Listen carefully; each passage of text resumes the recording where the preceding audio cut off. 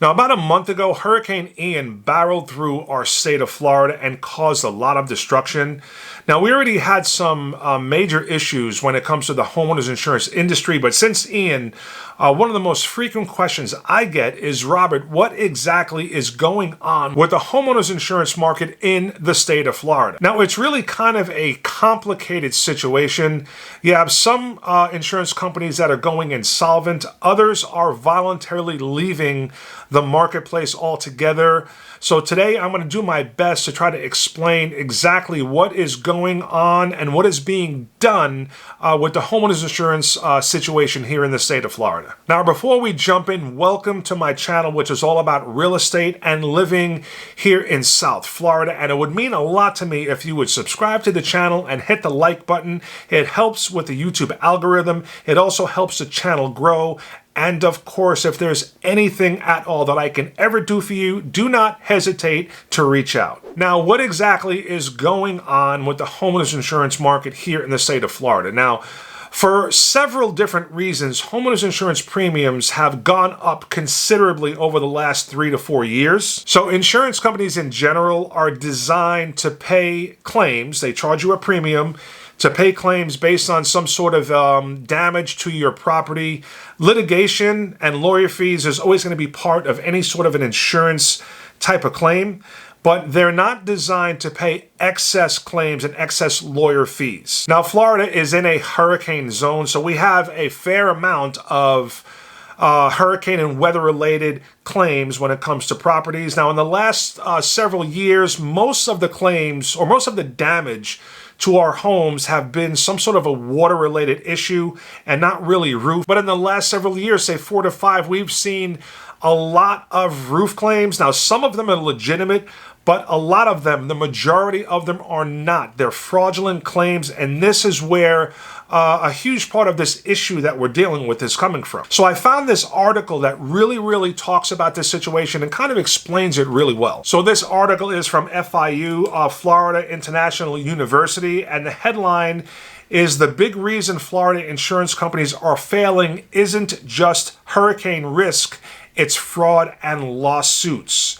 Now, you can see right here what's making it so hard for Florida insurers to survive. So Florida insurance rates have almost doubled in the past 5 years, yet insurance companies are still losing money for 3 main reasons. Now, one is the hurricane risk. So Hurricane Matthew was in 2016, we had Irma in 2017, Michael in 2018, and we just had Ian this year, 2022. All of them very destructive, but a lot of Florida's hurricane damage is from water, which is covered by the National Flood Insurance Program rather than from private insurance.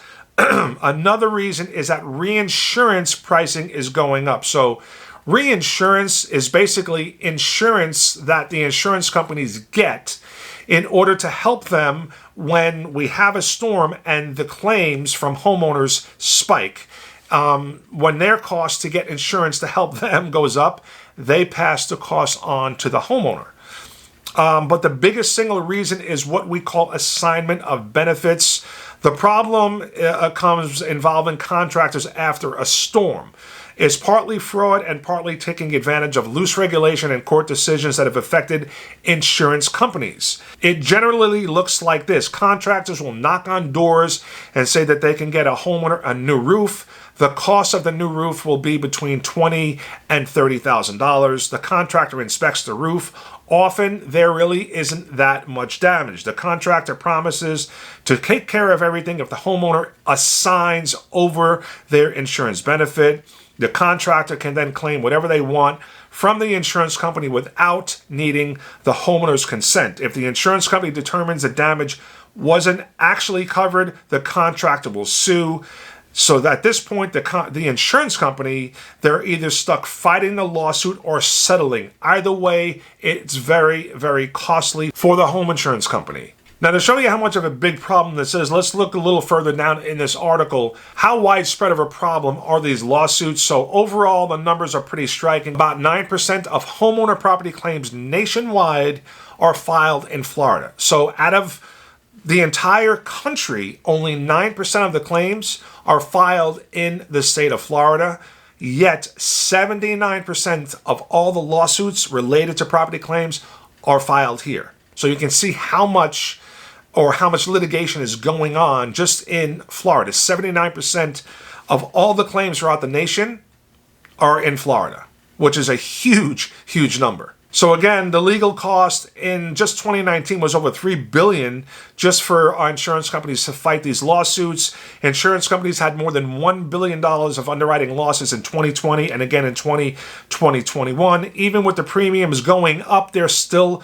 losing money in Florida because of this. And then this is the reason why a lot of them are going insolvent and others are just pulling out of the state altogether because it's not profitable for the insurance companies to operate in the state. Now, another frequent question that I get is, will my rate fluctuate depending on where I buy a house? So if you look at our area, which is Southeast Florida, you'll see that it's not very big. So if you're kind of inland, or I'm in Plantation, which is right in the middle, so anywhere in that area, it's really not going to be much different. But if you're closer to the water, let's say a beachfront home, this is where your premiums are going to be much higher. And also you have to remember, insurance companies are written by what they call replacement cost. How much is it going to cost the insurance company to replace your home?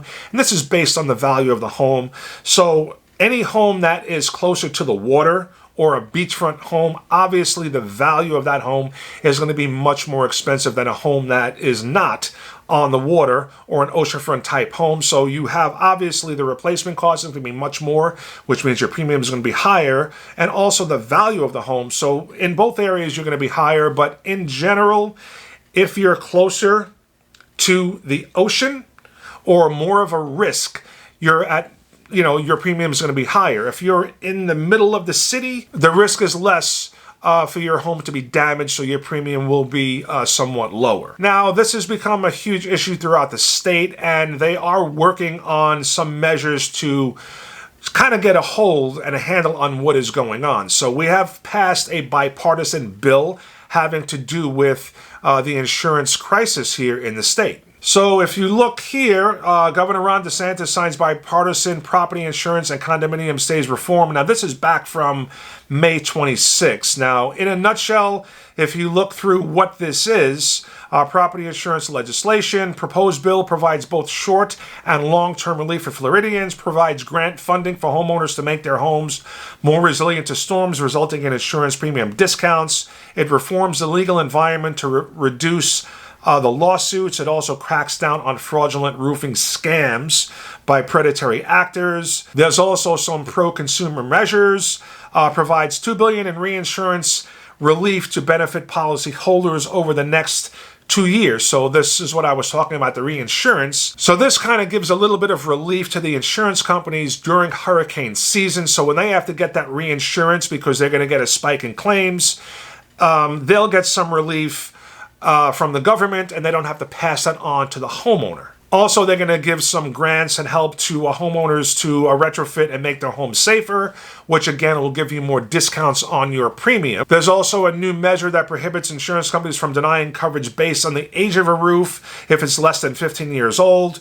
And also, you can see on the bottom, anti-fraud and legal reforms. It's going to crack down on predatory actors who file fraudulent roof claims, reduce the litigation costs which are passed on to Floridians, and also limits the assignment of attorney's fees to contractors in property insurance cases. And this is going to disincentivize, I got it right this time, frivolous claims and further stabilization premiums. Now, how can you as a Florida homeowner avoid getting caught up in some of this fraud? Now, the first thing, aside from your insurance policy from your carrier, is never, ever, ever sign anything, okay? Never sign anything. So you have contractors out there and other bad actors that are preying on homeowners. So as a homeowner, you have the right to be represented when it comes to an insurance claim, because there are insurance companies that will just deny your claim, and you want to make sure you're represented. It's no different than the billboards and advertisements you see on TV for personal injury, or if you're in a car accident. It's the same type of thing. But there are a lot of bad actors out there. Oh, but this is just wrong, isn't it? I manipulated the system. Just because you bought it doesn't mean I'm right. It's a technicality. So if someone knocks on your door, just a stranger, or if you get a strange phone call and someone happens to tell you that they can get your roof replaced, be very, very careful that this person is legit. Make sure you check them out. A quick Google search will work wonders, because if they're legit, they're definitely going to show up. If they don't show up, you might have a big issue on your hands. So again, you have the right to be represented when it comes to an insurance claim, to make sure you're not being taken advantage of by your insurance company, but just be very careful on who is helping you.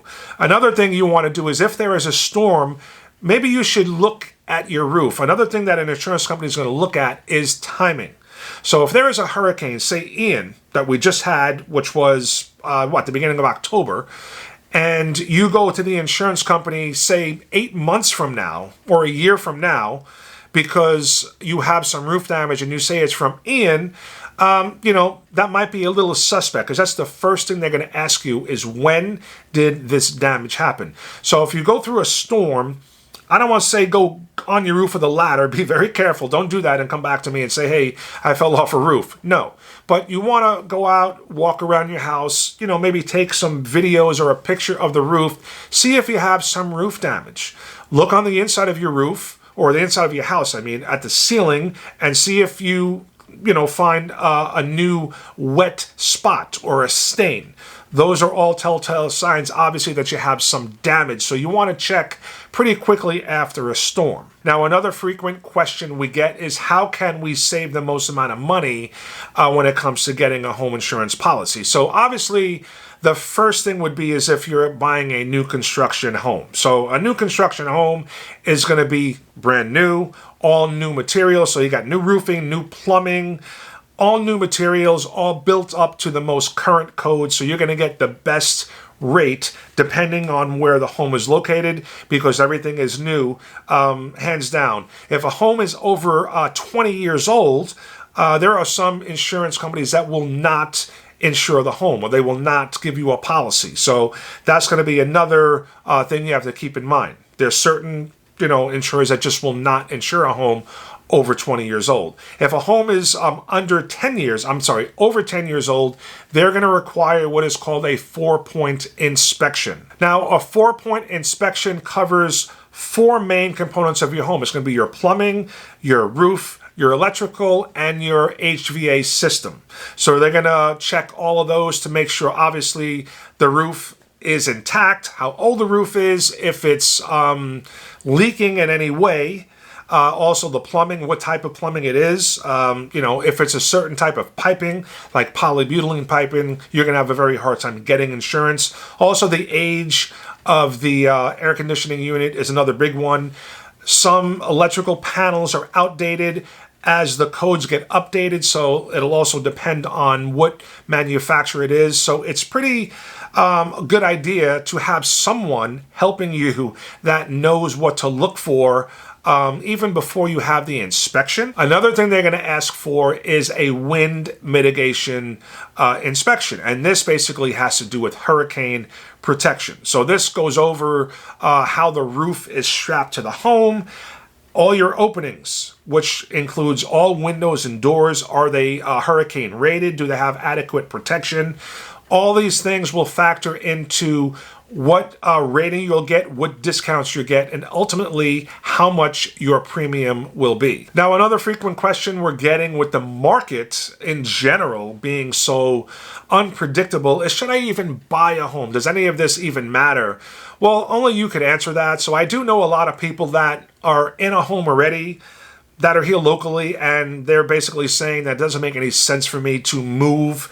I'm already locked in with a low interest rate, so if I sell and I have to buy, it doesn't make any sense. That's just one thing. But if you have to move for a life event, if you're relocating for a job, if you're downsizing, or if you're having, your family's expanding and you need to expand your home, you need more room and you have to move because of a life event, should you buy?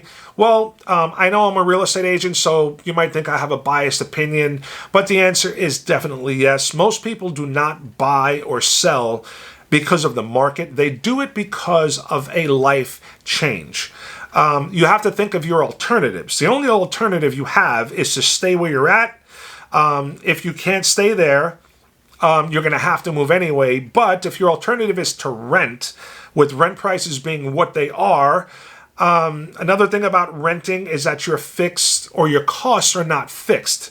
So if you sign a 1-year lease or even a 2-year lease, with the rental rates being obscene right now, there is no telling what your rent or your rental rate will go up to once your lease ends. And we all know over time, and you don't need to take my word for this, you just have to look it up. Over time, if you plan on being in a home for several years, over 5 to 10 years, you can never go wrong with owning a home, because with the added benefits, the tax benefits, the appreciation, you will always come out on top as opposed to renting. Here's my opinion. You can do your own research, but I think you'll find that that is actually an accurate statement. Another thing, which is actually good news for buyers right now, you actually have some time to think about what's going on. So going back 18 to 24 months, you really had no time to make a decision when it came to buying a home. If something was available and you wanted to buy that house, you had to throw an offer immediately. You had no time to think about any of the stuff we're talking about, especially insurance and what type of protection you have and what your rate would be. Any of these things, you'd have to throw in an offer, hopefully it got accepted, and worry about this stuff after an inspection. At least now you can kind of do your due diligence before you put in an offer. Work with someone like myself, or someone who has some experience with the things you need to look at when it comes to a home and hurricane protection and what your rate might be before you put in an offer. It might affect what you want to offer before you actually do it. So at least you have some time to think. I know interest rates are going, somewhat crazy right now. We're ready to have another hike at this point. But at least some good news, you have a little bit of time to actually think about the purchase you're going to make. So maybe we could try to look at some of the positives that we have with the changing market, because things are kind of adjusting and becoming a little more balanced. Okay, we're going to wrap it up right there, guys. I hope you got something from this video. If you made it this far, I really, really appreciate you watching it. And as always, if there's anything at all that I can do for you as far as real estate or living here in South Florida, even if it's just a question, reach out anytime. I'd be happy to talk to you, and I'll get back to you as soon as I can. And I'll catch you on the next video. Take care.